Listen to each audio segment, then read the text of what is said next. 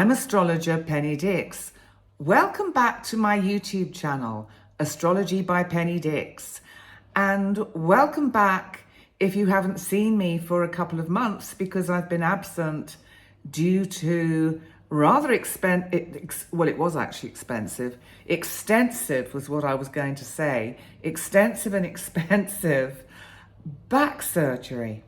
And I now have some wonderful titanium rods fusing together several of my vertebrae, and having removed a couple of discs, I am nearly up and running, but I am up and walking, and I decided today was the day I feel ready to sit in this chair in the corner of my room, which is my studio, and bring to you a shortish video about the full moon this week in Sagittarius. Now it's on Wednesday, which is the 23rd of May. And remember, the sun has already just slipped into Gemini, our sign of communication, of higher minded thinking, airy thoughts. It's a very bouncy, frivolous sign that pulls in that Sagittarian energy of luck and optimism. So how is this full moon in Sagittarius going to play out? Now, I noticed that according to spaceweather.com, we may be in for a bumpy ride again with some solar activity.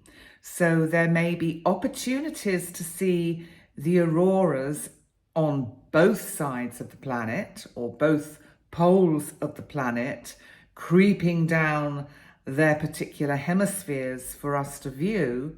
But of course it brings with it, as we've experienced quite recently, some quite strong solar energies that I think knocked us all a bit for six, because I don't think we realized how much the sun, our heart, our soul, the beating pulse of our solar system affects us. And, it's curious how strong this energy can be. Well, it's going to be around again. And we are going to have to maybe cope with internet outages, just general slowdowns, feeling a little bit discombobulated. I love that word. Always have to throw it in somewhere.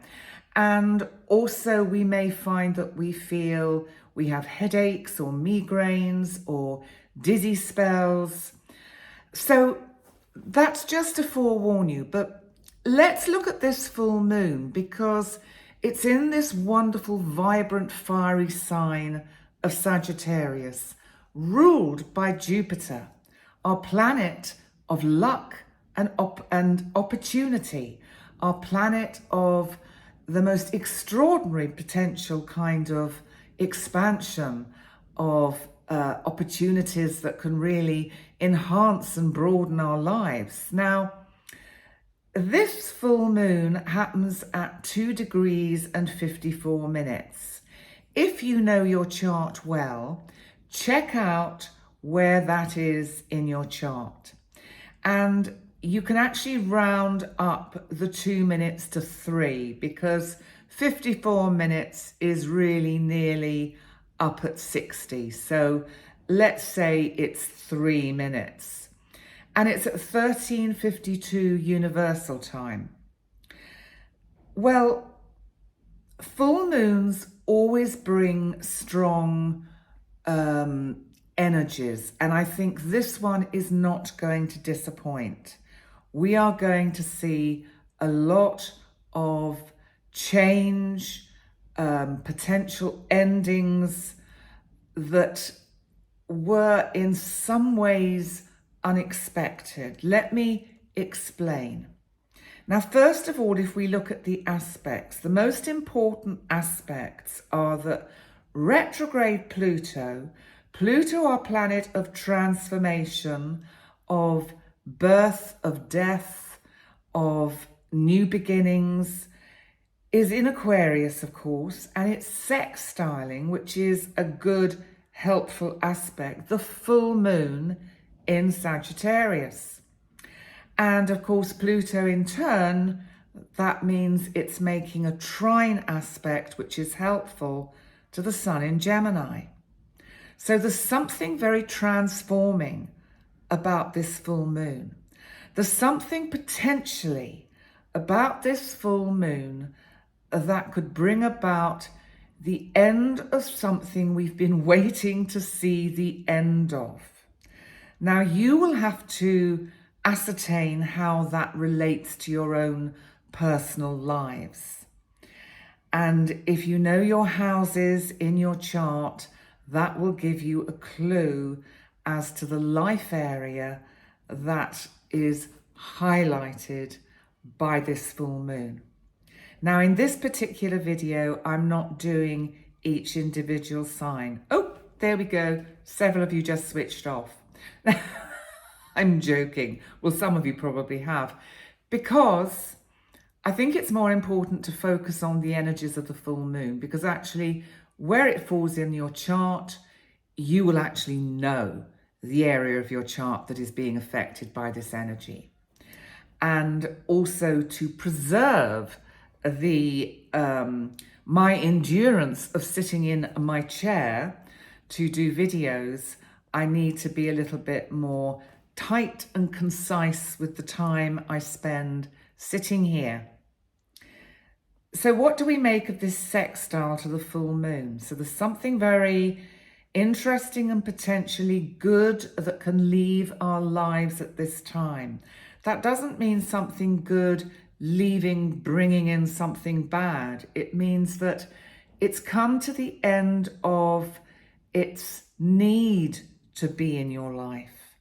And with the sun in Gemini trining Pluto, we have this kind of energy of extraordinary transformation and the opportunity for us to raise our frequency, our sense of psychic awareness, our sense of consciousness, so that we elevate ourselves to a level within our own psyche where we can tune into the bigger picture.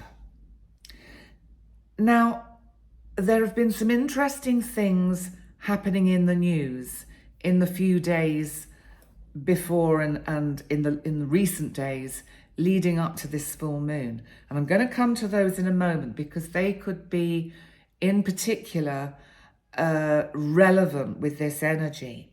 But let's look at what else we have, because we've also got Neptune at the anaretic degree of Pisces. Now, Neptune, remember, rules Pisces, and Neptune is very much about our dreams, our ideas, our fantasies, the imagination. But it can also be the dark side. The shadow side is where we kid ourselves into thinking we can manifest something that is actually quite unrealistic, so that the universe is going, no, no, no. You can put all your energy into the manifestation of this particular thing, but it's not going to happen, because the universe, the divine, the cosmos knows best. So bear that in mind when you are making full moon kind of,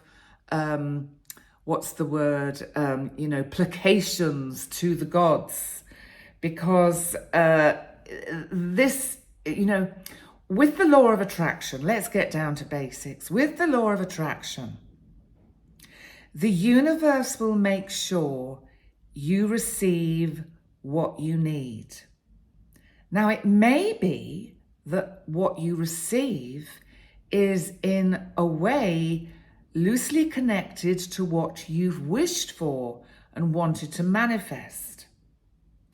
Now, the cosmos can be a little bit kind of playful, and sometimes it can take us down a rabbit hole of believing that we can manifest something amazingly fantastic. But that may not be the best way for our psyche and our soul to learn. So remember, all these lunations are about learning curves. And this full moon is no different.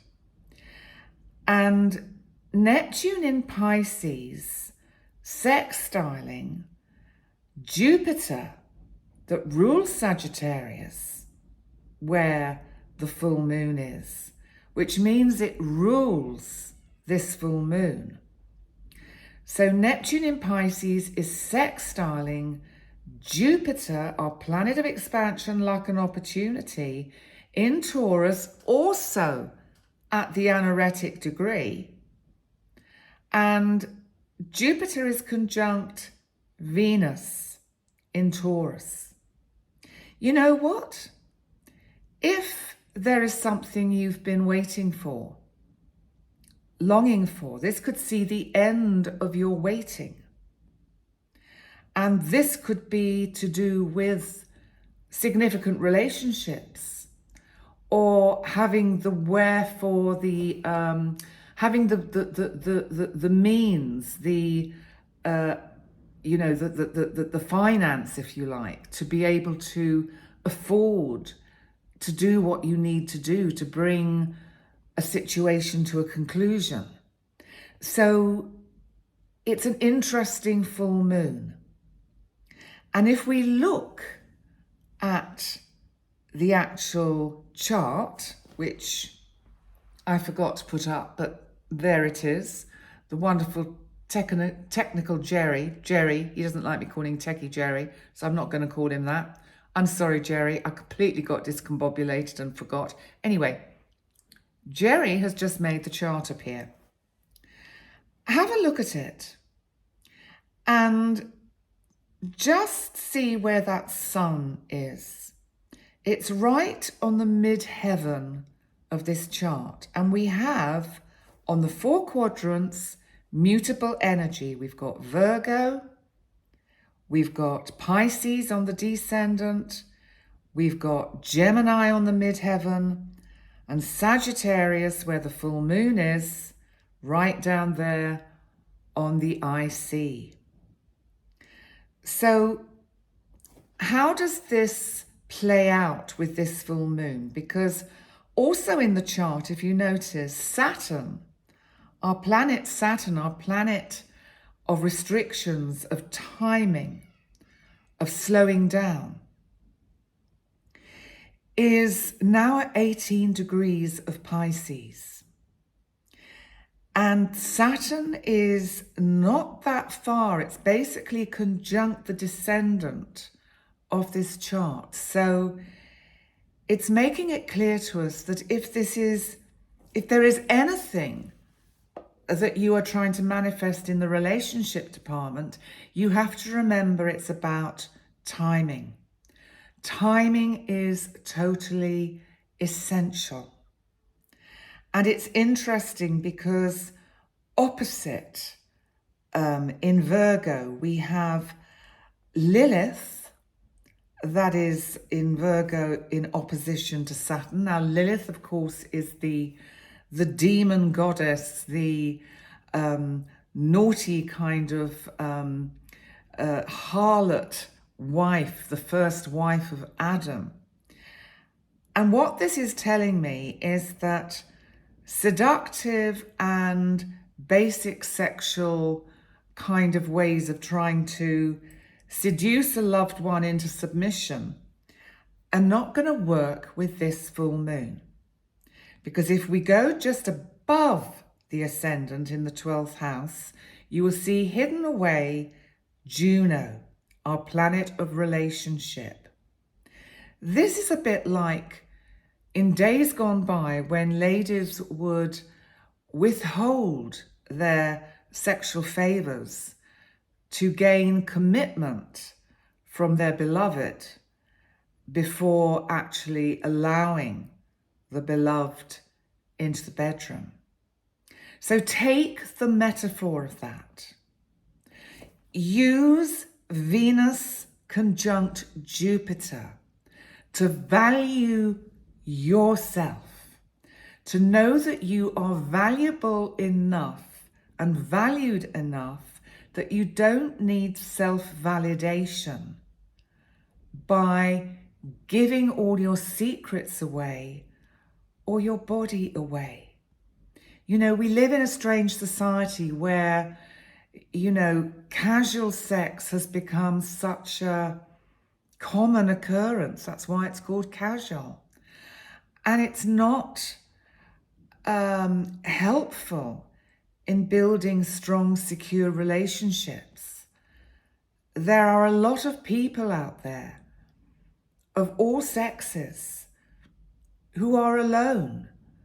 And many of those people are lonely because they cannot forge the kind of loving relationships they would want. If they do get into a relationship, it becomes a codependent relationship, which is also not healthy. So there's something with this full moon about aspiring for higher consciousness. And I've got fluff on my nose from my lovely pussycats. And so I apologize for scratching my nose. Anyway, you know, Jupiter and Sagittarius are about very much raising or aiming for the stars, being in touch with that higher energy of the divine and the cosmos.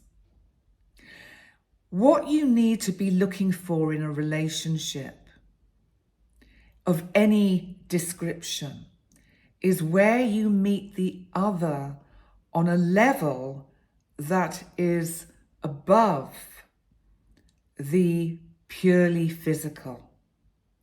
Because if that relationship of spiritual connection, as Jung called it, Carl Jung, the Swiss psychoanalyst, the conjunctio, because the sacred marriage is what we strive for.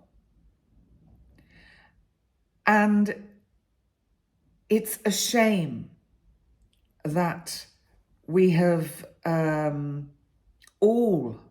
probably all sexes have lost the ability to, and this is a generalization, but value themselves and their bodies and their privacy.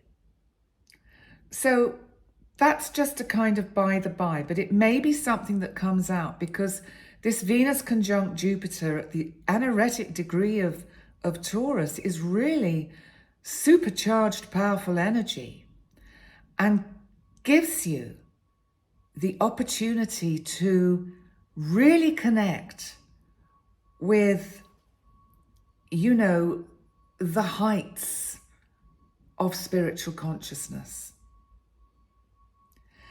Now, I want to talk about one more thing before I let the energy of what's happening with the full moon go. And I don't know if you can hear an alarm going off. I have no idea what it is or where it's coming from, but probably because I'm recording this, it's still there, recording this video when the moon is void is not a great time to actually record a video. But I waited till Saturn moved into the 6th house, because if it's in the 7th house, it can mean that the astrologer talks rubbish in a kind of horror-y sense. So I tend to try and use the astrology to gauge the best time to do a video. So this isn't the best day to do a video, but the full moon is on Wednesday and I can't do it tomorrow. Jerry needs it to do his twiddly bits and upload it and put the thumbnails on and all of that and the music. So here I am winging it on a moon void. So let me just explain quickly what a void of course moon is. It basically, what it means is the transiting moon is not making a significant aspect. It's not applying to any of the other planets or asteroids currently in the skies above or below us. So that's what a void of course moon means. And the moon won't actually rise till quite a few hours' time. So in fact, I don't think the moon goes back to making an aspect till nearly midnight tonight. And I'm recording this on Monday, the 20th of May. So I just want to talk about an energy that is coming up in the next few days, because it is really rather important. And it's about our planet, our feisty, fierce and assertive and aggressive planet Mars, ruler of Aries. I always think of Mars as being a red planet. And Mars is in Aries currently and is moving away from being conjunct the North Node, which is like one's personal destiny, one's where you are going towards. Also, it can be our collective destiny. Now, Mars is actually applying, which means it's moving towards, to be conjunct Chiron, which is our space object of the Centaur group of space objects, also in Aries. Now, Chiron, remember, is known as the wounded healer. It's the wounds that we have that do not heal. We can all think of psychological wounds that don't seem to heal, relationship wounds that don't seem to heal. We can all think of physical wounds that leave their kind of scar and remind us of what we have been through. I don't know if you can notice, but there is a quite deep bruise.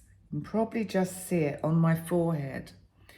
And that's 2 months old now, because tomorrow, Tuesday, it'll be actually exactly 2 months since I had my back surgery. And the bruise has been caused by lying face down with a breathing tube stuck down my throat in a kind of head brace, because obviously to work on the spine, they had to have me on my front. This was one of the reasons. Obviously, they wanted me to lose a lot of weight, which I have. For the Americans, it is completely, let me see, 36 pounds since in a year. For the Europeans, it is 24 kilos. So, you know, I've done pretty well. And now I've got in this mindset, I want to keep it. But what has this got to do with the full moon? Well, let me just talk about me for a minute, because I'm Leo ascendant, so of course I'm going to talk about me. Basically, I think for me, it's about letting go of my period of time of convalescence, because I'm starting taking clients from the beginning of June. And over the next couple of weeks, the last 2 weeks of May, I'm going to start gently getting myself into the rhythm, used to sitting here in my office, and used to pacing myself with my videos. So back to Mars in Aries, conjunct the North Node, and coming up to conjunct Chiron in Aries, also pulling in the energy of Eris. Now this, I think, is where it gets super interesting, especially in light of what was happening in Azerbaijan yesterday. So remember, I'm recording this on the 20th of May, and you won't see this till the 23rd. But yesterday, sadly, there was a helicopter crash, and the president and the finance minister of Iran were sadly killed in this accident. Now, I haven't listened much to the news today, so I don't know what the kind of feeling is, but potentially this gives a little window of opportunity to the feminine in Iran. And what is so interesting is that Mars in Aries conjunct Chiron in Aries is pulling in the energy of Eris. Eris the rebellious feminine. Eris, the goddess, who gets left out in the cold, who comes and causes mayhem and disruption at the wedding she's not been invited to. Her actions cause I think it was either 100-Year War or 10-Year War, I can't remember. The Trojan Wars, anyway, that's what her actions caused. So I'm just putting that on the table as an interesting thought.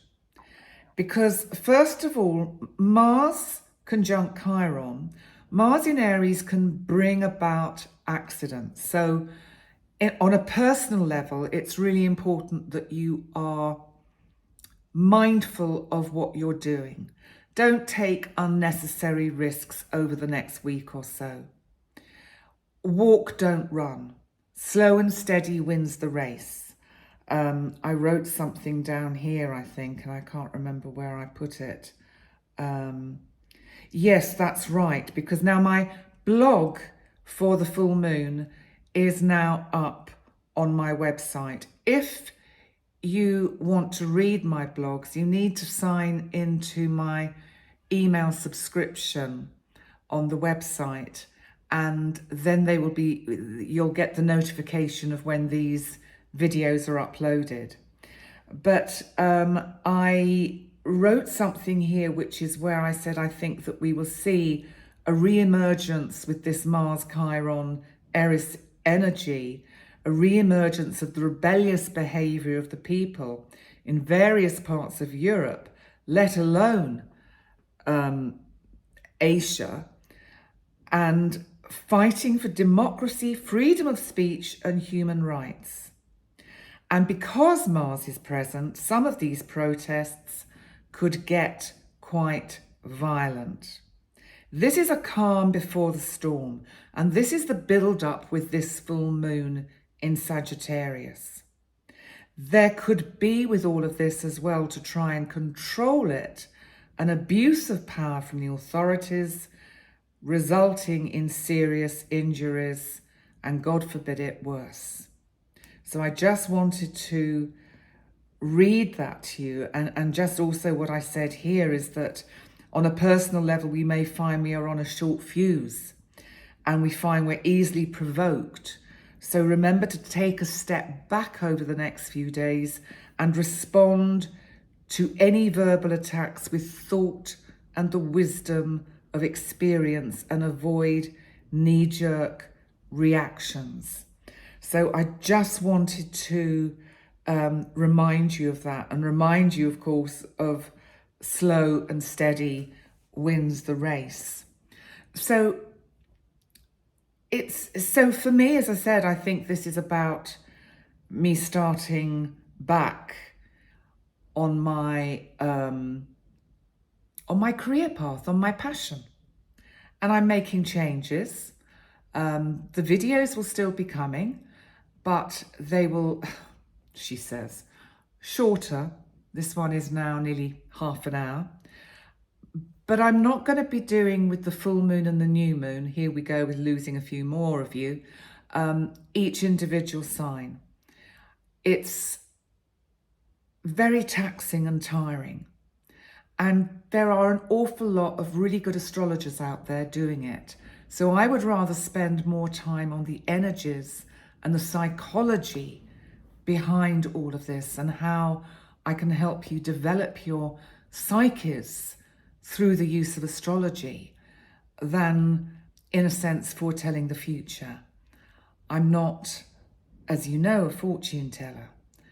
I am an astrologer and a psychotherapist. So that's all I want to say today. I do want to say thank you so much for supporting me and staying loyal through this period of me having to take time out. It really, really means a lot. Thank you so much. And as you'll hear when I can have the doors open, today we've got an incredibly strong wind from the east, so I can't have the doors open. But you'll hear Chanticleer, you'll hear all the peacocks and the ducks and the geese from next door, and they will be, popping in to say hi. The next video I'm going to record is going to be the last one in my Outer Planet series, which is all about Jupiter. And it's Jupiter because, of course, Jupiter is about to move into Gemini. In fact, moves in on the 26th. I think, let me have a look. Yes, on the 26th of May, Jupiter moves into Gemini. So I'm doing this video on Jupiter, which is Jupiter in 2024, but of course focusing mainly on Jupiter in Gemini. But with this one, I will be doing your individual zodiac signs because I do feel it's important for you to understand, because these planets are slow moving, it's important to understand the effect they have on us in the part of our lives that are affected by these transits. So at this point, I will get the wonderful Jerry to make the chart magically disappear. And I will be back from June the 1st doing the lives. There will be a live broadcast on June the 1st, which is a Saturday, for the month ahead of June. And I will combine with that actually the week ahead. So the week aheads won't start till the following Sunday, which is whatever date that is, the 8th or 9th. So that'll be when the week ahead live broadcasts will begin, because I love doing those. So on that note, what can I say? Thank you so much for joining me. Please remember, like, comment, subscribe. The algorithms are, it's a bit like an hourglass, and I can see the algorithms are allowing my channel to kind of funnel down, and all the sand is running out of the top bit where it was all full up. So please like and subscribe, and then the algorithms will do a little bit of a flip. And when YouTube gets used to the fact that I'm pumping out a weekly video again, and more or less one other one a week, then it'll get into that rhythm of knowing, oh yes, this person does 2 videos a week, so we'll put her on everybody's homepage. It's the way it is, and what can we do? But it's the way it is, but it works. So on that note, thank you so much for joining me. You are all awesome. And there are some very special ones of you that, here I go, I'm wittering again, that are very dear to my heart. You're all dear to my heart. But, some of you have really kept tabs on me and made sure I'm okay, and I really do appreciate, and have sent me lovely birthday cards, birthday presents, get well cards. What can I say? I'm truly blessed. Thank you, my loves. I will see you very soon. Bye for now.